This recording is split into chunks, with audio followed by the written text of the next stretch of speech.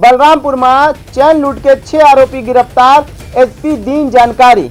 बलरामपुर जिला पुलिस महिला मन ला चेन लूटे के मामला में गिरफ्तार करके उनला जेल भेज दे है।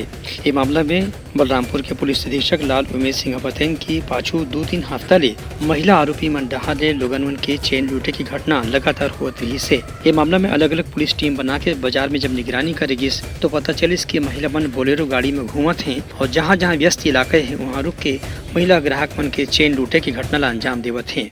बलरामपुर जिले के रामराजगंज थाना को एक चोर गिरोह से गिरफ्तार करने में सफलता प्राप्त हुई। ये चेन स्नैचिंग का महिला गिरोह है जो गिरफ्तार किया गया है। इस गिरोह में 6 सदस्यीय महिला और उसके साथ में उनका बोलेरो वाहन और उसका एक चालक गिरफ्तार हुआ है।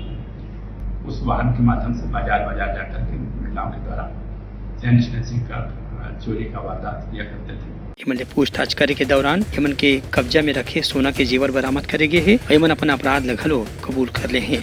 Bureau report Uttarakhand news.